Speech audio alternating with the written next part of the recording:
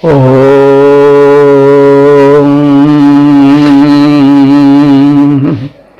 वेद प्रेमियों, सुधी श्रोताओं, संप्रति हम सब ऋग्वेद के प्रथम मंडल के 139वें सूक्त के 8वें मंत्र की व्याख्या में प्रवेश करने जा रहे हैं। यह मंत्र अत्यष्ट नामक छंद में निबद्ध है। मंत्र दृष्टा ऋषि परुक्षेप दैवोदासी हैं और देवता हैं मरुदगण। मंत्र का शीर्षक है मरुदगणों से संरक्षण की प्रार्थना।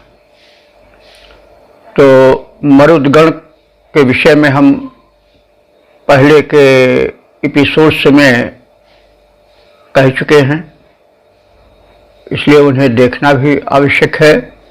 फिर भी संक्षेप में कह दे रहे हैं। ये मरुदगण रुद्र के पुत्र हैं। रुद्रीय भी नहीं कहा जाता है। रुद्र जो है वह मतलब भयंकर कहे जाते हैं। रुष्ट क्रुद्ध होने पर सृष्टि का विनाश भी कर देते हैं, प्रसिद्ध है यह। लेकिन वे बड़े सौम्य भी हैं, इसीलिए अब चल करके उनको भोले शंकर आदि कहा जाता है। तो इस प्रकार से पिता के लक्षण पुत्र में भी उतरते देखे जाते हैं। तो जो मरुत गण हैं ये रुद्र के पुत्र हैं। तो मरुत गण उगे हैं जब चक्रवात का अंधड़ तूफान का रूप धारण कर लेते हैं, तो वृक्षों को उखाड़ते चलते हैं, प्रलय सी मचा देते हैं। और जब शीतल मंद सुगंध समीर बन जाते हैं, मलयाचल से आती समीर का सौम्य सुखद रूप धारण कर लेते हैं, तो वह विपरीत गुणों वाला बड़ा आकर्षक सुखप्रद रूप बन जाता है। तो ये मरुद गण है। गण माने इनकी संख्या है 7 के इनके गण हैं, और ये सब मिला करके 7 गण होने से 49 मरुत कहे जाते हैं। अब मरुत को अगर हम आज की भाषा में लें या बिल्कुल इसको वैज्ञानिक स्तर पर या वैचारिक स्तर पर देखें, तो ये है जो गैसेस हैं तरह तरह की, जो ऑक्सीजन है, नाइट्रोजन है और मोनो गैसेस हैं। कुछ जो हैं वो बड़ी हितकारी है, जीवनदायिनी है, जैसे ऑक्सीजन है, प्राणवायु है उसे कहते हैं। कुछ जहरीली गैसें भी होती हैं। तो इनमें गुण वैभिन्न पाया जाता है। मानसूनी हवाएं होती हैं, वर्षा कराती हैं, तूफान चलाने वाली चक्रवाती हवाएं होती हैं। तो ये तो सब देवत्व तो ही है, क्योंकि ये दिव्य हैं और देवत्व में सौम्यता भी होती है और रोष भी होता है। और उन्हीं दिव्य शक्तियों से बने मानव में भी, प्राणियों में भी वही गुण है। उनमें सौम्यता भी होती है, वात्सल्य भी होता है, रोष भी होता है, करुणा भी होती है। तो वो सब हमारा शरीर और प्राणियों का शरीर तो इन्हीं दिव्य शक्तियों से निर्मित है। तो वही सब हम इन्हें मंत्रों को उसी छाया में देखें। तो इस छंद में मरुद गणों का वर्णन है और उनसे संरक्षण की प्रार्थना है। तो अब हम संबंधित मंत्र का प्रथम पाठ कर लें। मोश्वो अस्मद्भि तानि पौंस्यासना भुवन् द्युम्नानि मोत जारिषु रश्मत् पुरोत जारिषु। यद्वश्चित्रं युगे युगे नव्यं घोषादमर्त्यम् अस्मासु तन्मरुतो यच्च दुष्करं दिधृता यच्च दुष्करम। इस मंत्र में शब्दों को दोहराया गया है। यमकत्व, यमक की भी छटा देखी जाती है। प्रायः परिच्छेद देवदास के अधिकांश जो मंत्र हैं वे अत्यष्ट में हैं और पदों को दोहराया गया है जो यमक की छटा दिखाते हैं। एक अलंकार है यमक, सोई शब्द फिर पर है, अर्थ और ही और। तो अब हम इसके शब्दार्थ भावार्थ आज से परिचय प्राप्त करें। मरुतः माने हे मरुद गणों, वह माने तुम सबकी।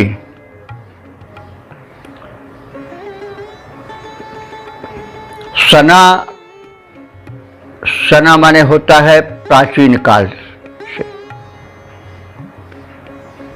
जो पराक्रम है, तुम्हारे जो प्राचीन काल से पराक्रम चले आ रहे हैं, जिनकी गाथाएं हम श्रवण करते आ रहे हैं और परिचय प्राप्त करते जा रहे हैं, वे तुम्हारी पौंस्या माने सामर्थ्य, यानी तुम बड़े समर्थ हो।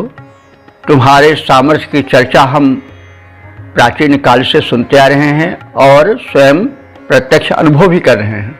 तो तुम्हारी ऐसी पौंस्या माने पुरुषार्थ, बल, शक्ति।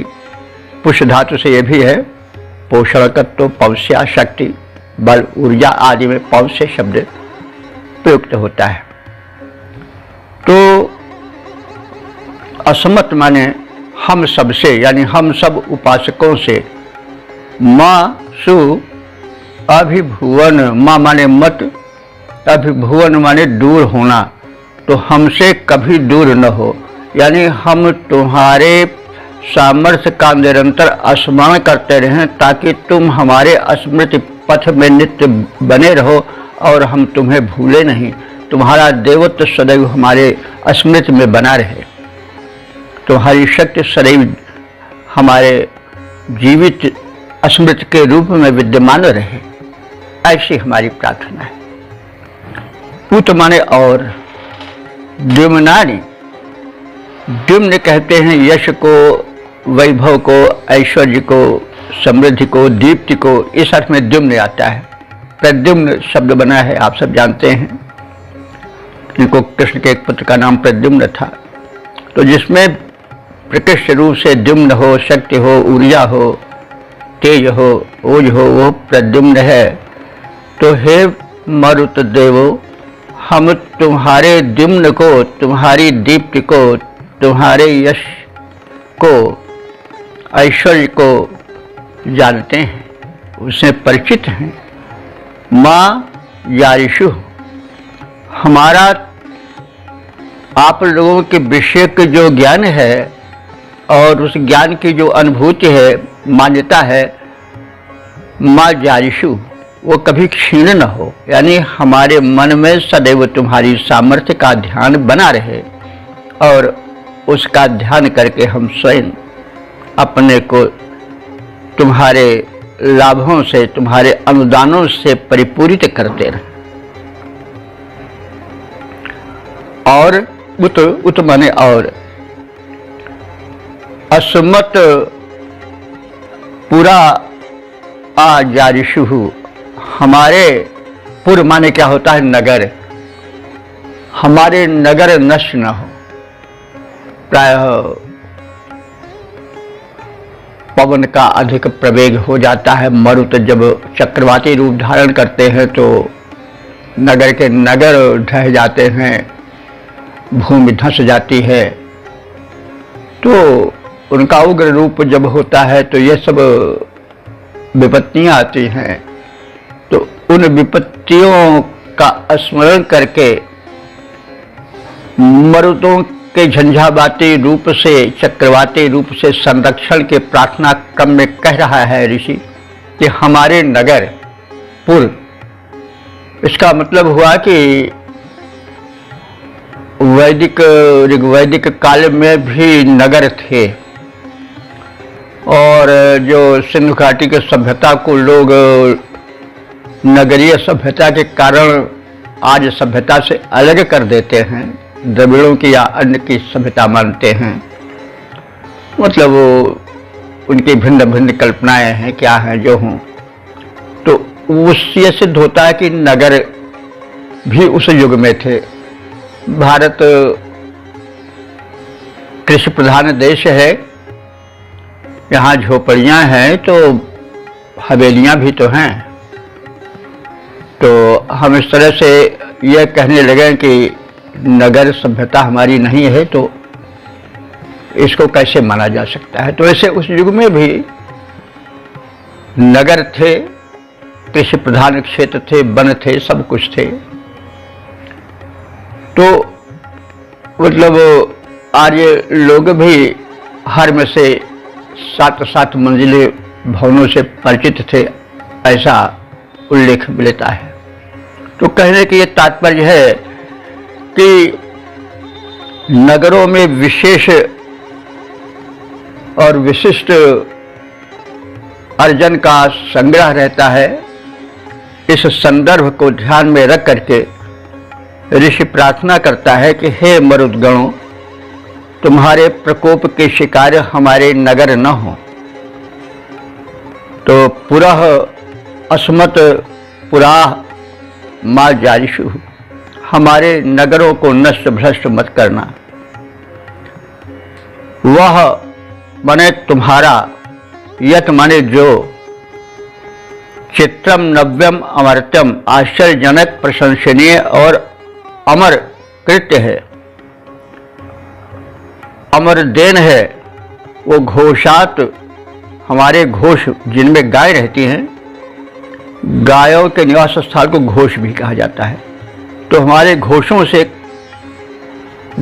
मतलब गायों के निवास स्थान से साथ साथ गायों से भी है, क्योंकि हमारा घर सुरक्षित रहे, इसका मतलब हुआ कि हमारे घर के प्राणी भी सुरक्षित रहे, वहाँ के सामान जो सारी सामग्रियाँ वो भी सुरक्षित रहे। केवल घर ही नहीं बल्कि घर कह देने से घर में जो कुछ है वो सब सुरक्षित रहे।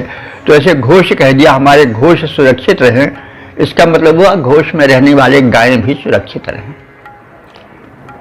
तो हमारे नगर सुरक्षित रहें, हमारे घोष, हमारी गौशालाएं भी सुरक्षित रहें और गायें भी सुरक्षित रहें, और उनसे लेकर के यावत मनुष्य हैं सब हमारे सुरक्षित रहें, और जो उनमें धन धान्य है वो भी सुरक्षित रहे। युगो युगे माने प्रत्येक युगों में, अस्मासु हम सब में, यत च दुस्तरम, जो कुछ भी जीवन में दुरूहता है, कठिनता है, क्लिष्टता है, वो सब दूर हो, और जो कुछ मिलने योग्य है, प्राप्य है, उसे दिधृत तुम देते रहो और उसको सुरक्षित बनाए रहो। तो हे मरुतो, प्राचीन काल से चले आने वाली, प्राचीन काल से अब तक चली आने वाली तुम्हारी इस सामर्थ्य परंपरा को हम भूले नहीं, क्योंकि किसी के सामर्थ्य को भूलना, उपकार को भूलना, यह धृष्टता और अज्ञता दोनों कोट में आवेगी। तो हे मरुतो, प्राचीन काल से चले आने वाली तुम्हारी सामर्थ्य परंपरा को हम कभी भूल न पाएं, भूले नहीं। हमारा यश, हमारा ऐश्वर्य, हमारी दीप्ति, हमारी कीर्ति कभी क्षीण न हो, और हमारे नगर कभी नष्ट न हो। वे तुम्हारे कोप के पात्र, कोप के भाजन ना बने, सदैव सुरक्षित रहें। उनमें झंझावाती प्रतिकूलता ना आवे, उसमें शीतल मंद सुगंध मलय का निवास होता रहे, ये हमारी कामना है आपसे, क्योंकि आप तमाम रूपों में विद्यमान हो। आपका सौम्य रूप भी है, मलय समीर का रूप भी है और आपका उग्र रूप भी है। तो हम उन सबको जानते हैं और जानते रहें, भूले नहीं, और उसकी छाया में हम सदैव सुरक्षित और सुखी बने रहें। तो इस प्रकार से हम आपकी विशिष्ट उपलब्धियों की प्राप्ति के पात्रता को ग्रहण किए रहें, हम धन धान्य से परिपूर्ण हों, हमारी गौशालाएं, हमारी गायें सुरक्षित रहें और हमारे घर बार परिवार सब संरक्षित रहें, सुरक्षित रहें और युगों तक सुरक्षित बने रहें। कठिनता से प्राप्त होने योग्य जो धन है वो हमें प्रदान करते रहो, ऐसी आपसे प्रार्थना है। तो धन से मतलब सदैव हमें केवल मुद्रा से ही नहीं, बल्कि हमें जितने धन हैं जो हमें धन्य कर देने वाले हैं, गोधन, गजधन, बाजधन और रत्न धन खान, और इसके अतिरिक्त संतोष धन भी हम में रहे। जो आवे संतोष धन, सब धन धोरी समान। संतोष का मतलब हुआ उद्यम करने के उपरांत जो मिल जाए उसमें प्रसन्न रहना, यही संतोष है। संतोष का अर्थ कभी अकर्मण्यता नहीं लेना चाहिए। तो इस प्रकार से हमने इसके संक्षिप्त शब्दार्थ और भावार्थ से परिचय प्राप्त किया। अब इसके छंदोबद्ध रूप प्रदर्श डालें। प्राचीन काल से प्रचलित जो सामर्थ्य तुम्हारी, वो मेरे द्वारा न कभी जा सके बिसारी। हे मर्तो, प्राचीन काल से प्रचलित जो सामर्थ्य तुम्हारी, वह मेरे द्वारा न कभी जा सके बिसारी। यश रक्षण हो, पूर्ण नष्ट हो, कभी हमारे पशु प्राणी धन धान्य आदि जो दिए तुम्हारे, युगों युगों तक बने रहें वे पास हमारे। मरु तो हमें प्रदान करो दुर्लभ धन सारे। ओम। वेद प्रेमियों, सुधी श्रोताओं, संप्रति हम सब ऋग्वेद के प्रथम मंडल के 139वें सूक्त के 9वें मंत्र की व्याख्या में प्रवेश करने जा रहे हैं। यह मंत्र जो है वो अत्यष्ट नामक छंद में निबद्ध है। इसके मंत्र द्रष्टा ऋषि हैं परुच्छेद दैव उदासी और देवता हैं इंद्राग्नि। शीर्षक है ऊर्जाप्रद इंद्राग्नि को नमन। वे त्रिकालदर्शी ऋषियों का मार्गदर्शन करते आए, वैसे हमारा भी करें, आदि आदि भाव से भरा हुआ यह मंत्र है। अब सर्वप्रथम मंत्र का पाठ हो जाए। ओम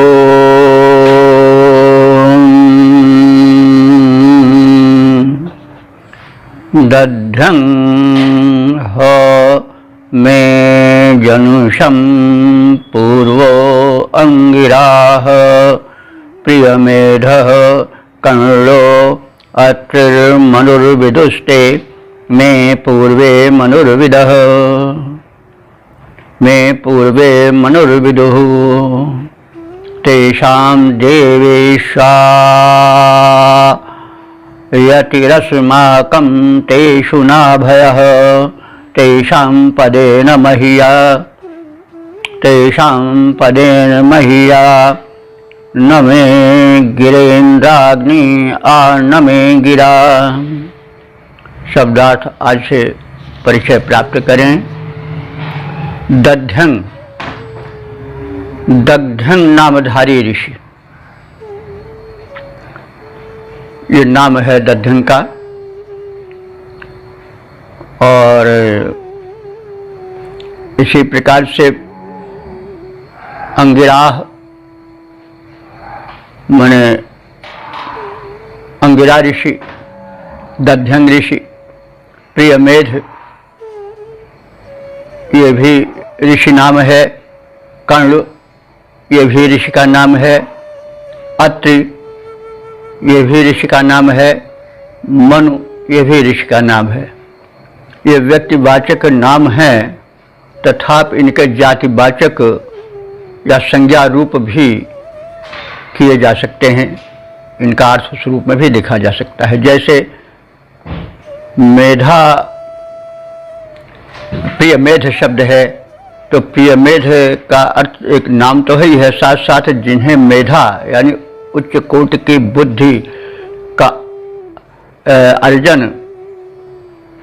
हो या जो बड़ी मेधावी बुद्धि को रखते हों, जो लोकप्रिय हो, वह प्रियमेध है। यह जातिवाचक भी हो सकता है। और कर्ण है, कर्ण माने होता है ज्ञानी, और कर्ण एक ऋषि थे। कर्ण का मूल शब्दार्थ तो ज्ञानी है। अब हम इसको चाहें तो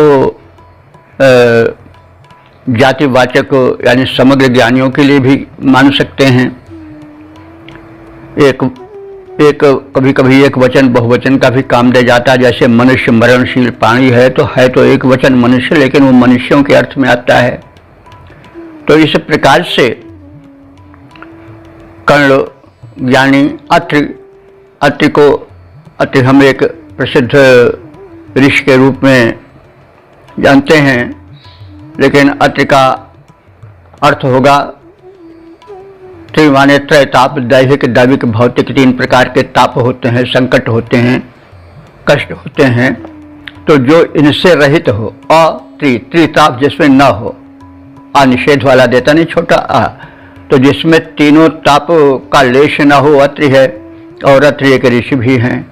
तो इस प्रकार से हम इनको चाहें तो नाम से न जोड़ करके, व्यक्तिवाचक न करके, जातिवाचक यानी ऐसे मनुष्यों से भी ले सकते हैं, ऐसे साधकों से भी ले सकते हैं जो कथित गुणों से युक्त हों। तो इस प्रकार से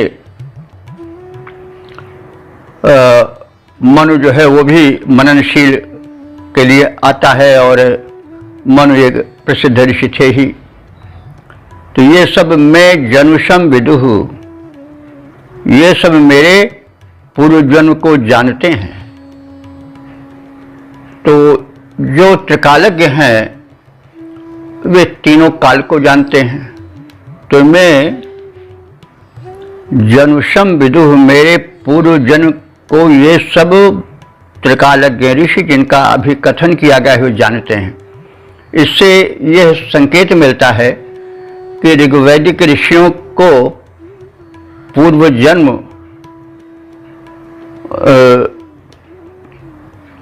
की मान्यता प्राप्त थी। ऋषि पूर्व जन्म को मानते थे। यह जो जन्म मरण की परंपरा है वो केवल एक ही बार नहीं होती है, इसका एक क्रम है। मनुष्य जन्म लेता है, मरता है, फिर जन्म लेता है, फिर मरता है। तो शरीर का नया शरीर प्राप्त होना, पुराना शरीर छूट जाना, नया शरीर प्राप्त होना जन्म है, पुराना शरीर छूट जाना मृत्यु है। वासांस जीर्णानि यथा विहाय नवानि संजाति नवानि देहि, तथा शरीराणि विहाय जीर्णानि नन्यानि संजाति नवानि देहि। वासांस जीर्णानि यथा विहाय नवानि गृह्णाति नरो पराणि, तथा शरीराणि विहाय जीर्णानि अन्यानि संजाति नवानि देहि। तो वही चीज़, यही भाव गीता में भी कहा गया है। तो यहाँ पर यह सिद्ध हो रहा है कि हमारे ऋग्वैदिक ऋषि भी पूर्व जन्म पर विश्वास करते थे। ये जन्म कर्म परंपरा जो है वो सदैव चलती रहती है। यह है तो नए वस्त्र को प्राप्त करना, फिर बदलना, फिर पुराना छोड़ना, फिर नया पाना, फिर वो पुराना हो, तो यह क्रम है। तो इसी अच्छे कर्म से जन्म होता है उच्च कोटि की योनियों में। यह तो सब बड़ा प्रचलित सिद्धांत है। तो भारतीय मान्यता है और बहुत हद तक सही भी है। अब ये तो इस प्रकार से ऋषि कह रहा है कि जो ये कथित समर्थ त्रिकालज्ञ ऋषि हैं, ये हमारे पूर्व जन्म की परंपराओं से परिचित हैं और हमारे जो पूर्वज थे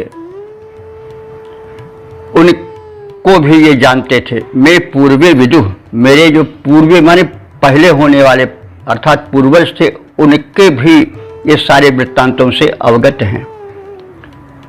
देवेषु आयाति, ये दैवी शक्तियों के प्रदायक भी हैं। इनमें दैवी शक्तियां हैं और ये दैवी शक्तियों को प्रदान करते हैं अपने तपोनिष्ठ जीवन और उससे प्राप्त ऊर्जा के द्वारा। तेषु अस्माकं नाभयः, वे हमें दैवी शक्तियों से संयुक्त भी करते हैं।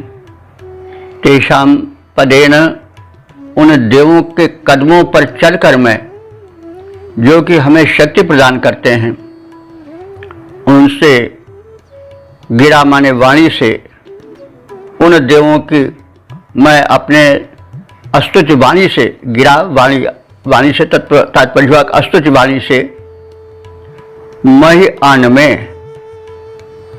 उनको आनमे माने नमन करता हूँ। मही माने व्यापक रूप से, माने उनको मैं श्रद्धापूर्वक बार बार नमन करता हूँ। जो दिव्य शक्तियाँ हैं उनको नमन करता हूँ, जो दिव्य शक्तियों के ज्ञानी ऋषि महर्षि हैं उनको नमन करता हूँ। मुझ में शक्ति आवे इसलिए मैं बार बार उनको नमन करता हूँ। और गिरा इंद्राग्नि आनमे, और मैं संरक्षण के लिए, अपने योगक्षेम के लिए, अंत में सुरक्षा के लिए इंद्र और अग्नि, इन दोनों देवों को नमन करता हूँ। क्योंकि इंद्र देवराज हैं, दिव्य शक्तियों के सम्राट हैं, संचालक हैं, नियंता हैं, और अग्नि जो हैं वो हमारे संपूर्ण जीवन में ऊर्जा बन करके और जीवन बन करके, जीवनी शक्ति बन करके व्याप्त हैं।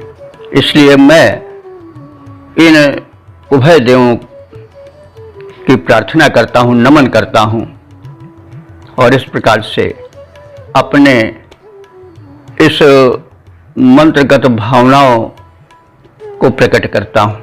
ऋषि का कथन है यह। तो पूर्वकालीन दध्यंग, अंगिरा, प्रियमेध, कर्ण, अत्रि और मनु, ये सभी ऋषि हम मनुष्यों के पूर्व जन्मों को जानते हैं, क्योंकि ये त्रिकालदर्शी हैं। वे मननशील ज्ञानी हमारे पूर्वजों को जानते हैं, उनके सभी वृत्तांतों से वे परिचित हैं। ये चिरजीवी ऋषि हैं। उन ऋषियों का देवों के साथ अति निकट का संबंध है, क्योंकि ये दिव्य शक्तियों को सिद्ध किए हैं। उन देवों के कारण हमें शक्ति मिलती है, क्योंकि दिव्य शक्तियाँ जो हैं, जो देवता हैं, उन्हीं से ही तो हम जीवन पाते हैं। पवन हैं, वायु हैं और जल हैं, ये सब देवता हैं। सूर्य देवता हैं, अग्नि देवता हैं, ये सब हमें जीवन में ऊर्जा देते हैं ना। सारी उत्पत्ति इन्हीं से तो होती, पृथ्वी हैं, अंतरिक्ष हैं, सब कुछ इन्हीं से तो मिलता है। तो अब ये सब दिव्य हैं और सब देने वाले हैं, दाता हैं, देव हैं। इन सब की मैं बार बार स्तुति करता हूँ। उन देवों का अनुगामी बनकर मैं सच्चे हृदय से उनको नमन करता हूँ। वाणी द्वारा मैं अंत में अपने पूर्ण संरक्षण के लिए इंद्र और अग्निदेव की स्तुति कर उन्हें पुनः पुनः नमन करता हूँ। तो इसका पद रूपांतरण देखा जाए, पूर्व काल के ऋषि मानव के सहज जन्मों को जानते थे। वे पूर्वजों के सारे कृत्यों से परिचित पहचानते थे। वे ऋषि देवों से भी हैं संबंध घनिष्ठ बनाए। मानव देवों द्वारा ही जीवन ऊर्जा को पाएं। उन देवों का अनुगामी बन मैं उनका गुण गाता हूँ।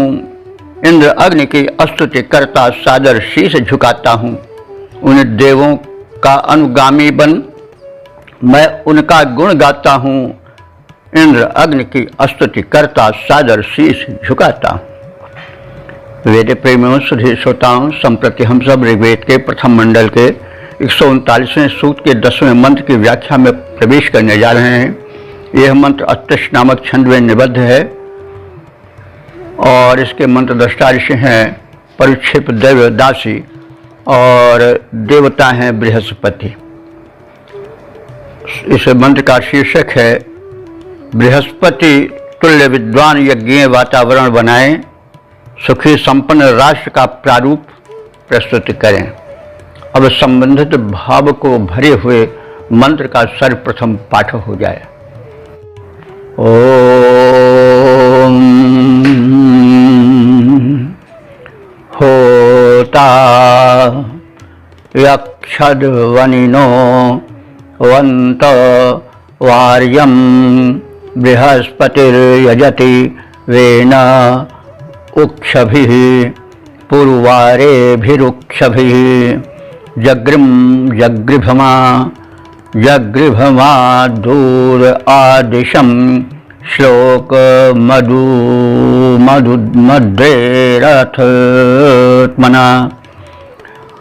अधारयदरिन्दानि सुक्रतुः पुरुषद्मानि सुक्रतुः। ओम होता यक्षद्वनिनो वंतवार्यं बृहस्पतिर्यजति वेन उक्षभिः पूर्वारेभिरुक्षभिः जगृह्मा दूर आदिशं श्लोकमद्रेरधमना अधारयदरिन्दानि सुक्रतुः पुरुषद्मानि सुक्रतुः। शब्दार्थ भावार्थ आदि से परिचय पाएं। इस मंत्र में शुभ कर्मों में नैरंतर्य रहे, ये भाव प्रदर्शित किया जा रहा है। यज्ञ कर्म जो है श्रेष्ठ कर्म है। श्रेष्ठ कर्म की यज्ञ कर्म की परंपरा कभी समाप्त न हो, वो सतत चलती रहे। यज्ञ में क्या होता है, एक होता है जो यज्ञ कराता है, सोमपान आदि होता है, सोमलता कूटी जाती है, सोमरस निकाला जाता है, सोम कूटने का शब्द चारों ओर ध्वनित होता है, तो ये एक यज्ञीय वातावरण है। तो यज्ञीय वातावरण नित्य बना रहे, यह बात इसमें दर्शाई गई है। और यह भी बताया गया है कि यज्ञ कर्म करने वाले सदैव शुभ कर्म पाते रहें, यह भी कहा गया है, ताकि शुभ कर्म कभी बंद न हो। क्योंकि कर्म हो और कर्म के साथ फल न मिले तो भले यह कहा जाए कि हम फल की आशा न रखें, लेकिन फल का जब तक कुछ प्रलोभन की चिकनाई नहीं रहती तब तक कर्म में वो तेजी नहीं आ पाती है। क्योंकि वो जो स्थिर प्रज्ञ वाली स्थिति है वो तो बड़ी देर में आती है। तो कहने की मतलब फल की लालसा जो है मनुष्य को आगे बढ़ाती है, इसमें कुछ संदेश नहीं। तो ऋषि इस यथार्थ को जानता था, इसलिए वो मानवीय दुर्बलताओं से परिचित मनुष्यत्व की ओर विकसित होने की सलाह देता है और उस भावना की अभिव्यक्ति करता चलता है। तो अब है होता यक्षत। शुभ कर्म की परंपरा में, याज्ञिक परंपरा में जो होता है, होता नाम के पुरोधा हैं, वो यज्ञ करते रहें, यक्षत यज्ञ की परंपरा कायम रखें, देवों का आवाहन करते रहें। होता नाम के पुरोधा वनिना वार्यम यंत्र, और अभिलाषी जन अपनी अभिलाषाएं प्राप्त करते रहें। वनिना जो अभिलाषी हैं, शुभ कर्माभिलाषी हैं, शुभ फलाभिलाषी हैं, वो भी अपनी अभिलाषाएं प्राप्त करते रहें, ऐसी मुझ ऋषि की कामना है। वेनः बृहस्पति, और मैं यह भी प्रार्थना करता हूँ कि वेनः माने जो कल्याणकारी हैं, हितैषी हैं, ऐसे बृहस्पति देवता इसमें सहायक हों। अथवा बृहस्पति जो है वो बुद्धिमान के लिए भी आता है, क्योंकि बृहस्पति बुद्धिमत्ता के देव हैं तो प्रत्येक शब्द जातिवाचक भी होता है और व्यक्तिवाचक भी बन जाता है। तो इस तरह से हम बृहस्पति को व्यापक अर्थ में लें तो जो बृहस्पति माने जो बृहद ज्ञान के स्वामी है, बृहद ज्ञान का कोश जिनमें संचित है, ऐसे ज्ञानी जन जो हैं वे यज्ञ क्रियाओं में सहयोग देते रहें और हित की कामना करते रहें और लोग उनसे लाभान्वित होते रहें। और उक्ष भी पूर्वारे भी, अब ये सब सोम के विशेषण हैं। पूर्वारे भी माने पूर्व माने बहुत अधिक, और वारे भी माने वर्णीय चाहे जाने वाले, वो सोमरस जिसकी व्यापक कांक्षा है, जिसको तमाम लोग चाहते हैं या सभी लोग चाहते हैं, उस उक्ष भी माने पराक्रम प्रदायक सोमरस द्वारा जो बृहस्पति हैं, जो ज्ञानी जन हैं, वो यजति माने यजन कर्म करते रहें। तो बल प्रदायक अनेकों से चाहे गए सोमरस से पूरित यज्ञ को बृहस्पति जो ज्ञानी जन हैं, बृहस्पति के तुल्य हैं, वो सदैव यज्ञ कर्म में संलग्न रहें और यज्ञ कर्म करते कराते रहें, ऐसा वातावरण बनाए रहें। और दूर आदिशम, दूर की दिशा से आती हुई, दूर आदिशम माने दूर दिशा से आती हुई, क्या आती हुई? अद्रेह श्लोकम, अद्र कहते हैं जैसे हमने कहा पर्वत को, लेकिन पर्वत से मतलब हुआ पाषाण से निर्मित वह सोमलता कूटा जाने वाला अस्त्र या औजार। तो वह सोमलता कूटा जाने वाला, सोमलता जिसके द्वारा कूटी जाती है, वह पदार्थ, वह साधन, और उस सोम लता के कूटने से जो शब्द होता है वो दूर दूर से सुनाई पड़े। यानी हम निकट ही से अपने ही आसपास कुछ लोगों से सोमरस लता जो कूटी जाती है उससे जो श्लोक है, श्लोक माने श्लोक तो आप जानते हैं, एक श्लोक है जो कि पढ़ा जाता है, एक प्रकार का छंद है, लेकिन श्लोक माने होती है कीर्ति भी होती है, श्लोक माने ध्वनि भी होती है। पुण्य श्लोक कहा जाता है जिसकी ध्वनि, जिसकी प्रशंसा, जिसका यश दूर दूर तक फैला हो, जो पुण्य हो, शुभ हो, उसको भी पुण्य श्लोक कहा जाता है। तो अब यहाँ पुण्य श्लोक से मतलब हुआ पुण्य ध्वनि, पुण्य यश, जो उस पाषाण से जिससे कि सोमलता कूटी जाती है और जो शब्दायित होता है, उसका पुण्य शब्द दूर दिशा से भी आता हुआ दिखाई पड़े।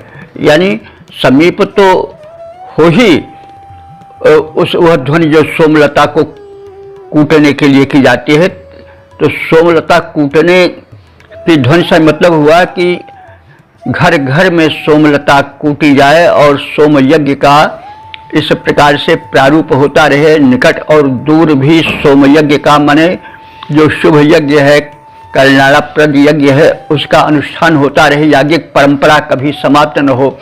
संक्षेप मतलब कहने का यह है। तो वह उक्ष भी माने जो बलप्रद सोम है और उसकी जो प्रदात्री है सोमलता, उस सोमलता को कूटने के जो अद्र माने पाषाण खंड पत्थर प्रयुक्त होता है, उससे जो ध्वनि निकलती है वो ध्वनि दूर दिशा से भी आती हुई सुनाई पड़े।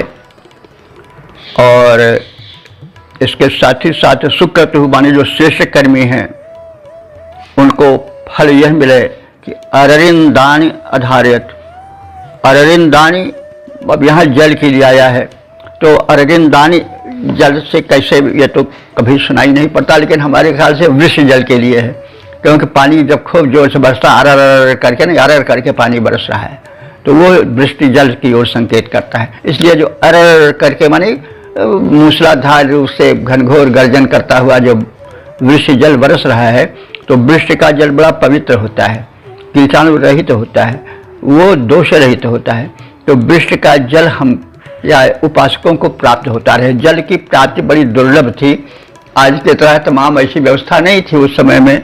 उस समय कूप से जल ज़्यादा से ज़्यादा निकाला जाता रहा होगा, कहीं सरोवर रहता रहा होगा, झील रहती रही होगी, तो जल की उपलब्धि उस समय भी, और फिर जो है निर्मल जल मिलता रहे, शुद्ध जल मिलता रहे। खैर उसका तो आज भी अभाव है, आज तो तब से ज़्यादा अभाव है, क्योंकि आज तो प्रदूषण का युग है। लेकिन तब प्रदूषण तो नहीं था, लेकिन यह था कि जल का मिलना मतलब बड़ा आसान नहीं था, जल दुर्लभता से मिल पाता था। तो अब यहाँ पर अनुदान के रूप में यह ऋषि कामना कर रहा है कि जो सुकर्मी हैं उनको शुद्ध पेय जल जो कि अरर करते हुए यानी शब्दायमान वृष्टि के द्वारा प्राप्त होता हो, ऐसा शुद्ध सात्विक जल से जो यज्ञ करता है उनके भुवन भरे रहें, उनको यज्ञ का शुभ फल जल से ही मिले, क्योंकि जल ही जीवन है। तो मेघ के द्वारा त्वरित वृष्टि के जल को उपासकों के घर धारण करते रहें, यानी उनके घर में शुद्ध जल पेय जल की व्यवस्था रहे।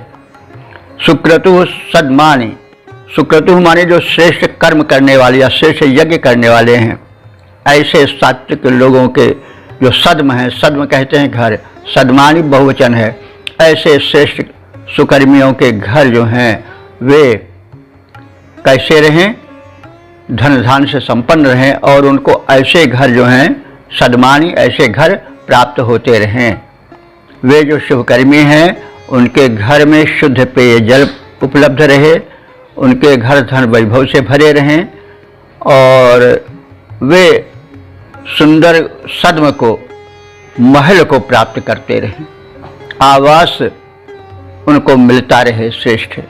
तो ये भौतिक उपलब्धियां हैं, भौतिक उपलब्धियां भी आवश्यक हैं। हमारी वैदिक सभ्यता जो है वह पलायनवादी सभ्यता नहीं है, वो लोक और परलोक दोनों को लेकर साथ चलती है। हमारा यह लोक भी सुधार रहे, हम शुभ सात्विक ढंग से याज्ञिक श्रेष्ठ कर्मों के द्वारा समृद्ध बने, हमारे घर में शुद्ध पेयजल सुलभ हो, हमें सुंदर भवन भी मिले ताकि हम सुंदर कार्य करते रहें, सब कुछ सुंदर ही सुंदर हो, क्योंकि सुंदर जो है वो सत्यम शिवम सुंदरम। तो इन सब भावनाओं से हमारे घर हमारे पुर हमारे जन जन आपूरित रहें, यह वैदिक ऋषि की कामना है।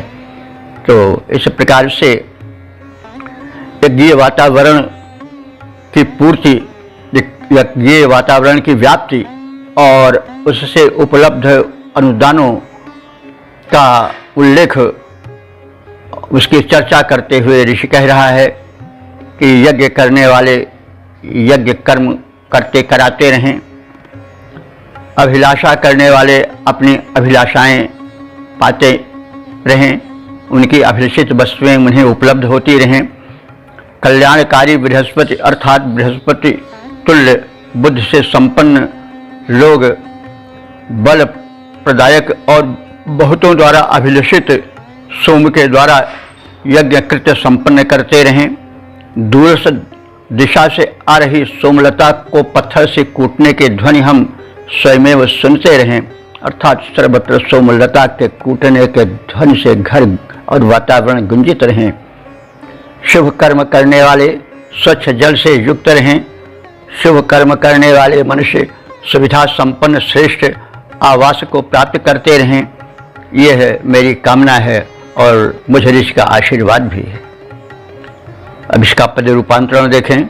शुभ कर्म यज्ञ करने वाले शुभ कर्म यज्ञ करते जाएं, शुभ कर्म यज्ञ करने वाले शुभ कर्म यज्ञ करते जाएं, अभिलषित वस्तुओं से अपने आवासों को भरते जाएं, बहुतों द्वारा अभिलषित सोम से यज्ञ करें संपन्न लोग, सोमलता कूटे जाने के स्वर से श्रवणों का सुयोग, सत्कर्मी सुविधा पूर्ण और सुंदर आवास सुखद पाएं, घर हो निर्मल जल से पूरित, धन धान्य प्रचुर सुखप्रद पाएं, घर हो निर्मल जल से पूरित, धन धान्य प्रचुर सुखप्रद पाएं, शुभ कर्म यज्ञ करने वाले शुभ कर्म यज्ञ करते जाएं, अभिलषित वस्तुओं से अपने आवासों को भरते जाएं। ओम वेद प्रेमियों सुधी श्रोताओं, संप्रति हम सब ऋग्वेद के प्रथम मंडल के 139वें सूक्त के 11वें मंत्र की व्याख्या में प्रवेश करने जा रहे हैं। यह मंत्र त्रिष्टुप नामक छंद में निबद्ध है। मंत्र दृष्टा ऋषि हैं परिक्षेप दैवोदासी और देवता हैं विश्व देवा। इस मंत्र का शीर्षक है विश्व देव जो हैं वे हमारे कल्याण में संलग्न हों और यज्ञ में आते रहें। अब संबंधित भावों को भरे हुए मंत्र का सर्वप्रथम पाठ हो जाए।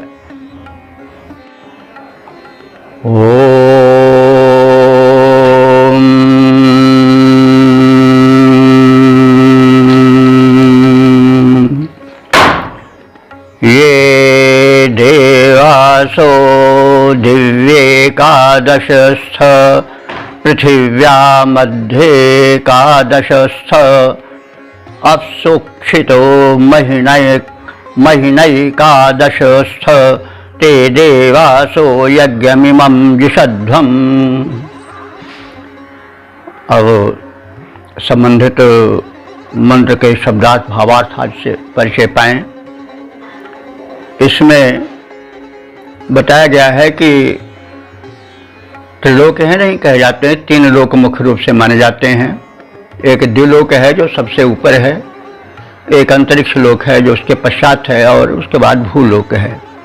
तो भूलोक जो है जिस पर हम लोग निवास कर रहे हैं, ये है जहाँ तक वायुमंडल है वहाँ तक माना जाता है, वहाँ तक पृथ्वी की आकर्षण शक्ति कार्य करती है, जो लगभग 150-200 किलोमीटर जो कुछ हो, ऐसा अनुमान किया जाता है कि वायुमंडल जहाँ तक है वहीं तक पृथ्वी की आकर्षण शक्ति है और वहीं तक ये भूलोक है।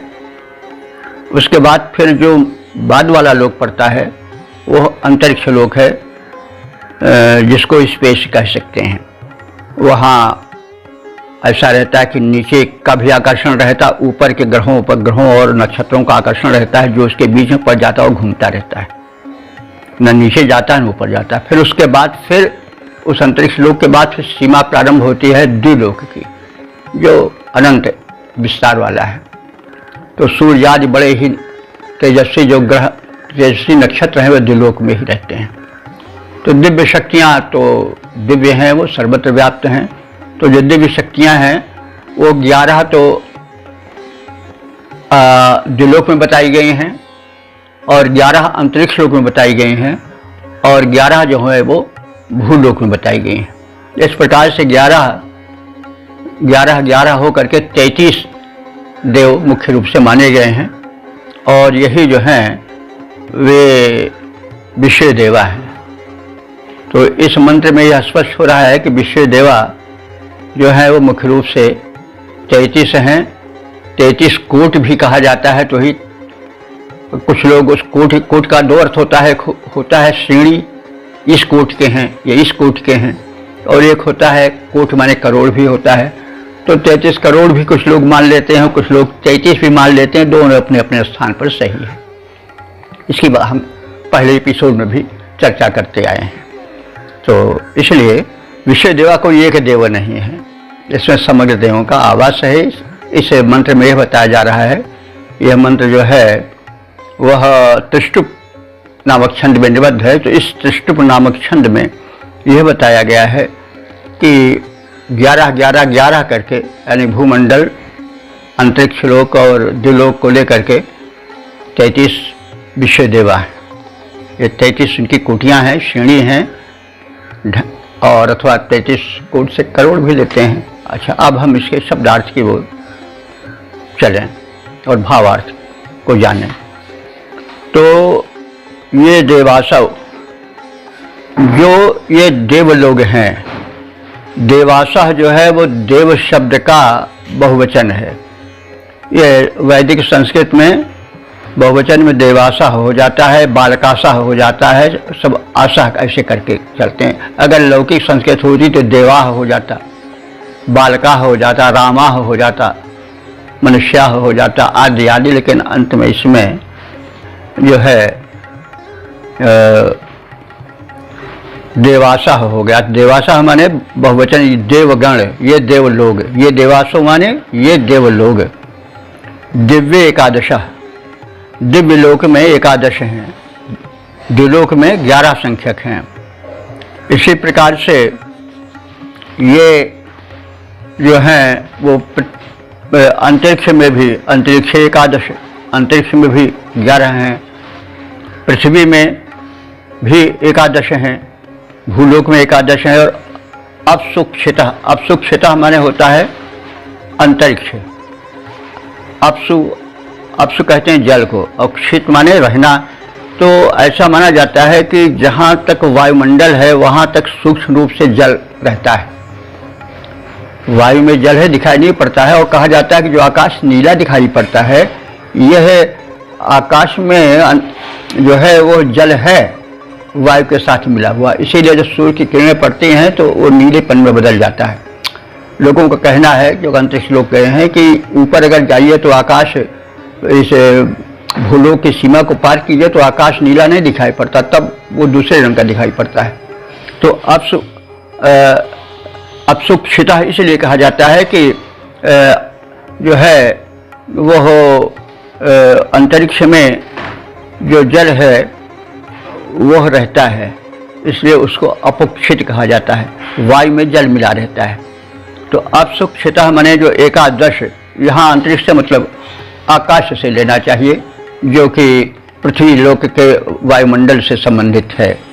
तो इस प्रकार से ये अपसुक्षित माने अंतरिक्ष में भी जहाँ पर कि वायु में जलीय अंश रहता है, वहाँ के देव जो हैं वो भी 11 संख्यक हैं।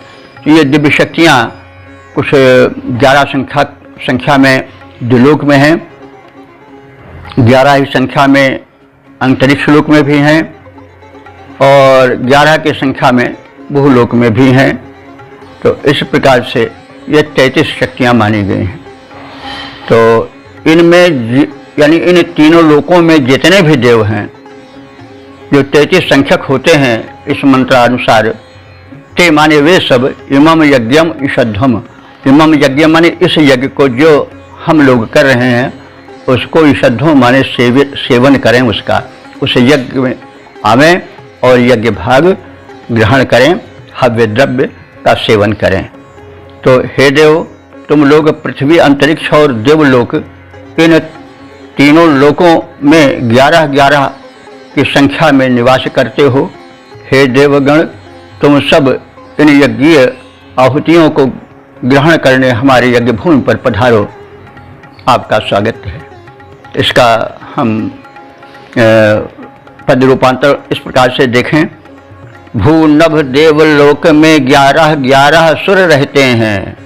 भूनभ देवलोक प्रत्येक में 11-11 सुर रहते हैं। सभी मिलाकर देवों की संख्या 33 ही कहते हैं।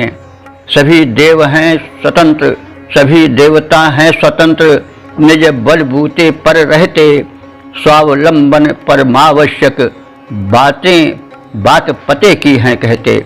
वे शिक्षा देते हैं।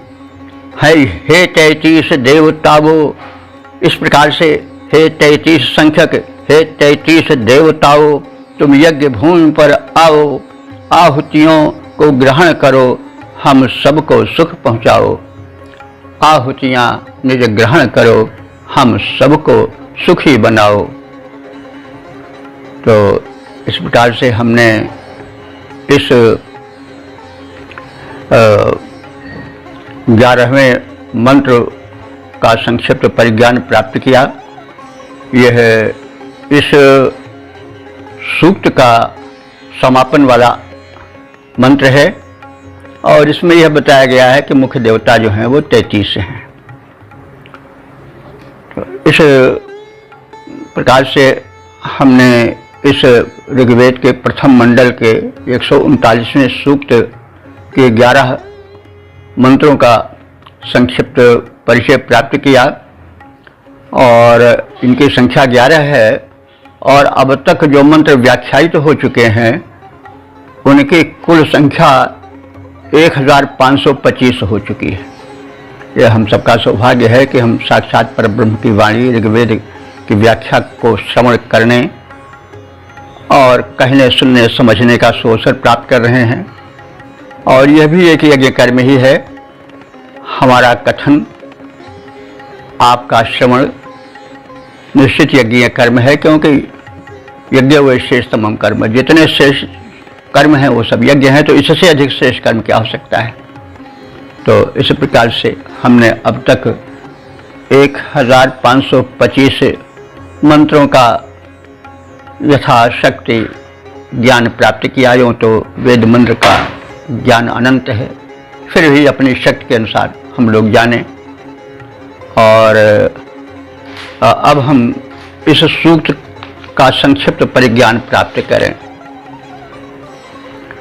ये इस सूक्त के मंत्र दशाएं से परिक्षेप दैवोदासी, और इसमें जो पहले मंत्र के देवता हैं वे विश्व देवा हैं, दूसरे के मित्रा वरुण हैं, 3, 4, 5 के अश्विनी कुमार हैं, 6 के अग्नि देवता हैं, 7वें के भी अग्नि हैं, 8वें के मरुदगण हैं, 9वें मंत्र के देवता हैं इंद्राग्नि, 10वें मंत्र के देवता हैं बृहस्पति, और 11वें मंत्र के देवता हैं विश्व देवा। इसमें जो है वो 3 छंदों का प्रयोग है, अत्यष्ट का प्रमुखता से प्रयोग है, 5वें मंत्र में बृहति का प्रयोग है, और 11वें मंत्र में त्रिष्टुप का प्रयोग है। तो इस प्रकार से हम इसके विषय में मंत्रों और ऋषि और देवता के विषय में संक्षिप्त परिचय पाए। तो अब थोड़ा इन देवों के विषय में और परिचय प्राप्त कर लें। देवों से वही बातें लगभग सभी मंत्रों में हैं। हमारे यज्ञ में पधारें, हमारी आहुतियों को लें, हमें हमारे शुभ मनोरथों के पूर्ति में सहायक बने, हमें यथेष्ट प्रदान करें। और यह भी कहा गया है कि यह आदान प्रदान की प्रक्रिया चलती रहे, यानी हम शुभ यज्ञ करते रहें, शुभ कर्म करते रहें, और देव उससे प्रसन्नता शक्ति प्राप्त करते रहें, और प्रतिदान में हमको भी वे शक्ति, समृद्धि, सुबुद्धि आदि प्रदान करें। और परस्पर भावयन्तः श्रेयः परमाप्स्यथ, जैसा कहा गया है।